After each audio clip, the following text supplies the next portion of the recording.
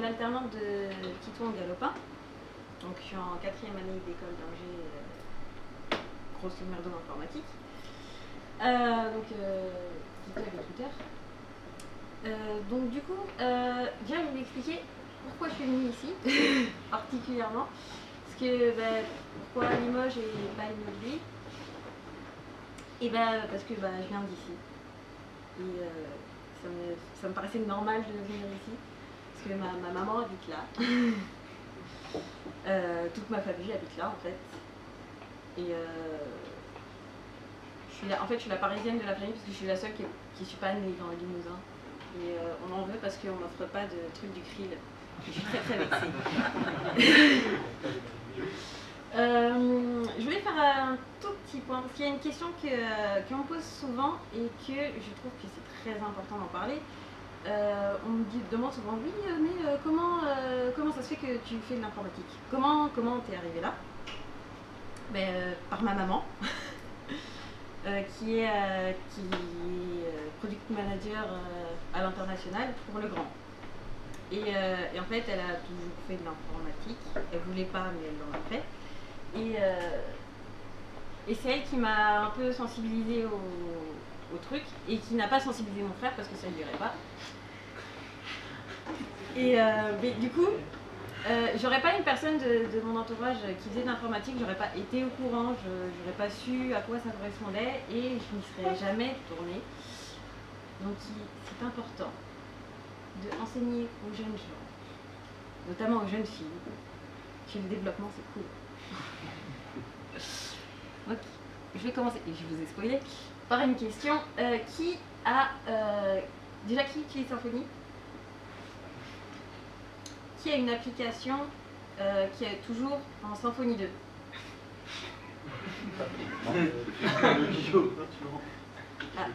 Je l'ai récupéré. Qui a mis sa deadline de la migration à l'infini? Si, c'est possible. En fait, je vous ai spoilé aussi. Faire une migration, c'est insupportable parce qu'il y a toujours plein de trucs à changer partout et c'est très compliqué de s'y retrouver. On y passe trop de temps pour des trucs nuls, c'est relou. Ça, vous n'avez pas vu. Mais alors, est-ce qu'il n'y aurait pas un moyen de simplifier tout ça, de pouvoir faire des migrations tranquillement, avec tout qui est indiqué? On sait qu'est-ce qui a changé où pour l'immigration. Et donc, on s'est posé la question. Et on y a beaucoup réfléchi. Et donc, du coup, déjà, ça part sur de l'analyse de code, parce que c'est important pour détecter les éléments du code à changer, il faut lire le code. Et donc, du coup, il y a les analyseurs de code actuels. Ça utilise l'abstract syntax tree. Alors, qu'est-ce que c'est? L'abstract syntax tree, c'est un moyen de représenter graphiquement le code par des objets typés. Donc on sait quel mot sert à quoi dans le code. Et donc ça nous permet de détecter facilement s'il y a des trucs qui n'ont pas de sens, si tout va bien ou pas, des choses comme ça. Et donc on a une analyse syntaxique, mais qui du coup est très locale. Et donc le problème c'est qu'on est sur du PHP, et le PHP c'est dynamique. Et là on a des problèmes. Et c'est pas assez pour faire des choses aussi complexes que de la migration sur un langage dynamique. Mais alors nous, on a réfléchi encore et on s'est dit, et si on utilisait d'autres types d'analyses qui existent dans d'autres types de langages pour compléter l'analyse syntaxique et arriver à quelque chose de plus concret. Et alors attention, c'est là que arrive, parce qu'on vous aime, On t'aime, on vous aime tous. On a décidé de le faire. On est des gens généreux. De Symphony Checker. Merci pour cette magnifique image. Très dans les temps. Et donc le Symphony Checker, qu'est-ce que c'est? Le Symphony Checker, du coup, c'est un outil d'analyse qui servirait à analyser dynamiquement le code et plus localement, plus statiquement. On va partir sur quelque chose de plus dynamique. Et donc, pour ça, on a d'autres algorithmes super géniaux. Donc d'abord le control flow graph. Donc c'est une analyse très logique du code. Et donc, à quoi ça sert?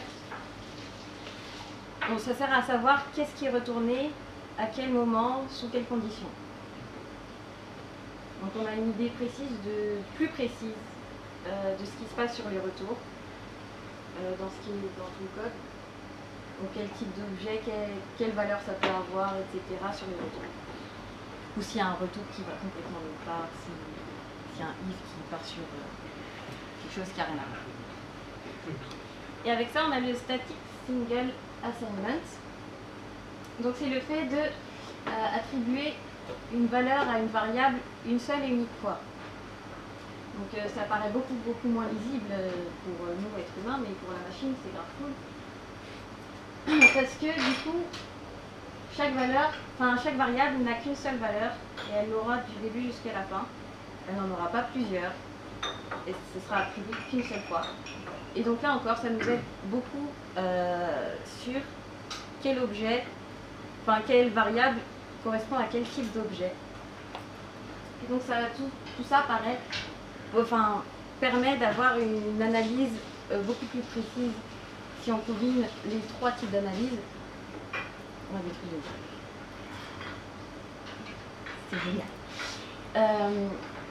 Et donc, du coup, nous, ce qui va se passer, c'est que on va le faire. Et c'est même déjà il y a quelques trucs de près. Donc, nous, on va le mettre sur Symfony Insight pour tester, voir si tout marche très bien, et on va l'utiliser pour ajouter des trucs à Symfony Insight, qui, pour ceux qui ne savent pas, c'est un analyseur de qualité de code qui fait ton code il est nul, retravaille ça. Et donc là on pourra dire hey, fais tes migrations, on te dit comment les faire, parce que c'est mieux. Et donc on fera ça, et peut-être qu'après il y aura d'autres choses de prévues, un peu plus vite, peut-être. Mais on n'a pas encore décidé trop de comment ça se passait. Et du coup voilà, je vous laisse ici le lien pour Symfony Insight, le Twitter d'Insight, mon Twitter. Et donc voilà, si vous avez des questions, je vous écoute. Ah, merci déjà.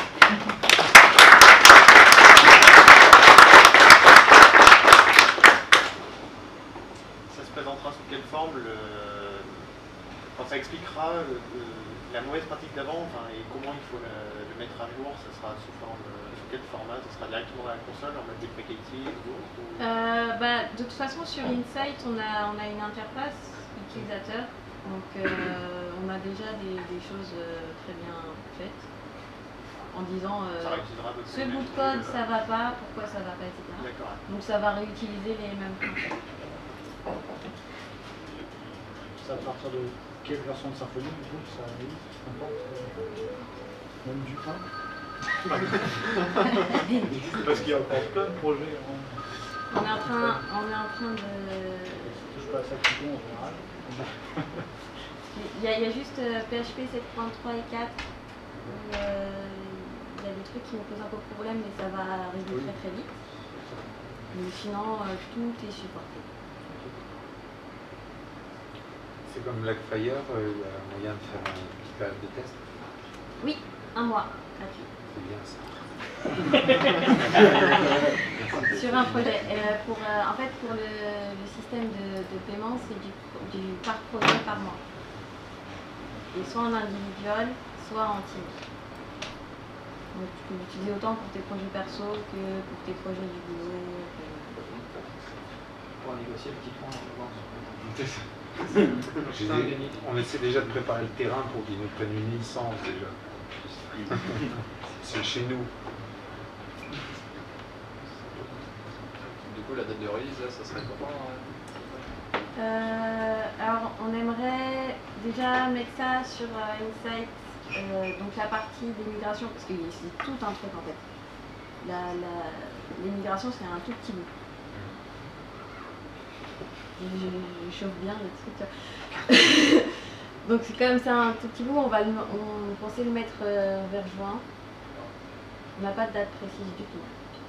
Mais si vous suivez Insight sur Twitter, vous serez au courant. Vous avez pas trouvé un petit bouton, on clique dessus, ça nous télécharge le code déjà modifié, quoi facile. Un peu de guide,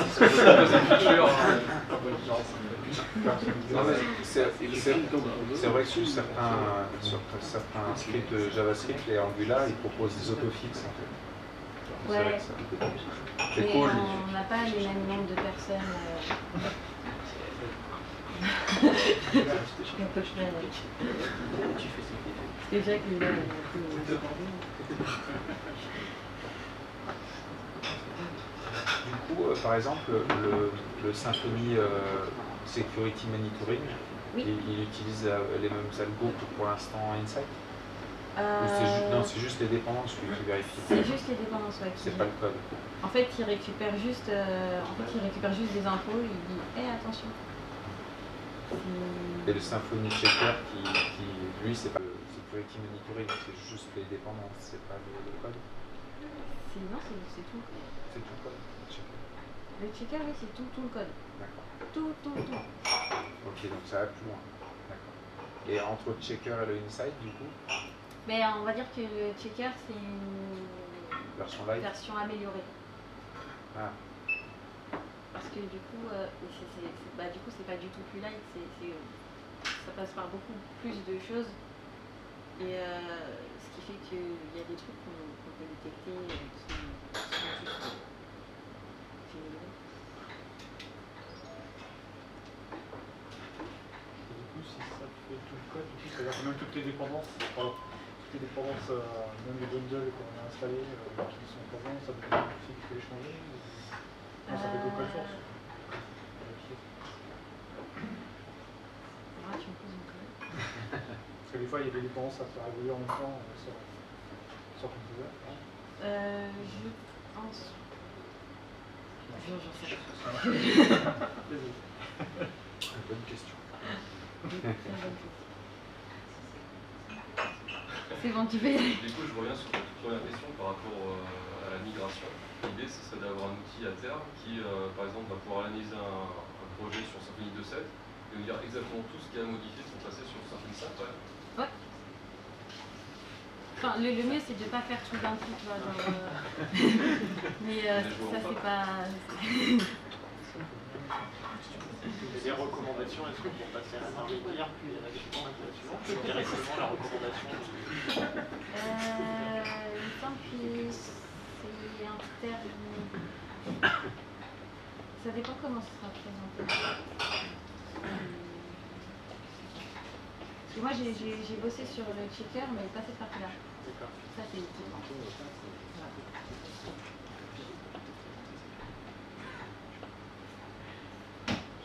Est-ce qu'on a une chance de le voir un jour extrait de Insight pour le voir, on va dire, libre d'accès sans abonnement Insight? Un outil de migration. L'outil de migration, la question se pose. Ça ajoute de la valeur ajoutée à Insight.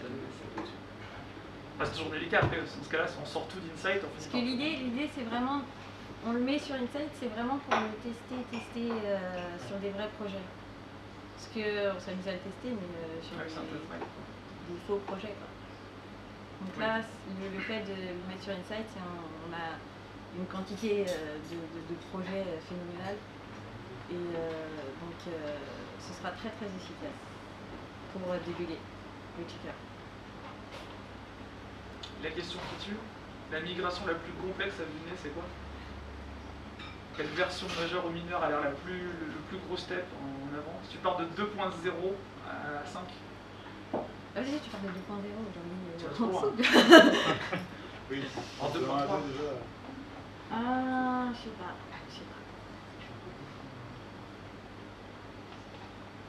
C'est toujours une question qui se pose, ça, quand on fait des migrations à chaque fois. J'ai l'impression que plus tu avances dans le temps, plus c'est quand même simple. Il y a eu beaucoup de trucs retravaillés. Il y a énormément de gens qui parlent de flex séparément en disant c'est pas si compliqué que ça d'intégrer flex une fois que tu as fait migration en V3, 3, 4, 4, 5 bientôt. Mais dans le temps, après, c'est sûr qu'il y a toujours une panique sur les LTS. À quel moment tu passes de 2.3, 2.7, 2.7, 2.8, 2.3, 3.2, 3.4. Je sais jamais, enfin c'est toujours délicat, sans parler du contexte projet évidemment, de ce qu'on a utilisé. Et pour tous les bundles communautaires qui eux en plus vont bloquer par-dessus. Moi c'est ça qui me fait peur surtout. Enfin, le framework en lui-même, je pense pas que c'est toujours un gros problème. C'est surtout les bundles communautaires à côté qui font que c'est un cauchemar parce qu'ils sont pas toujours faciles à migrer. J'ai encore il y a Composer qui aide, mais ouais. J'ai eu des versions mineures censées être stables et qui n'étaient pas bonnes. Tu les migres, tu cherches pendant une heure, tu dis mais non, ça marche pas. En fait, tu leur en veux pas, c'est un truc communautaire. Tu dis bah, c'est déjà bien que ça existe quoi.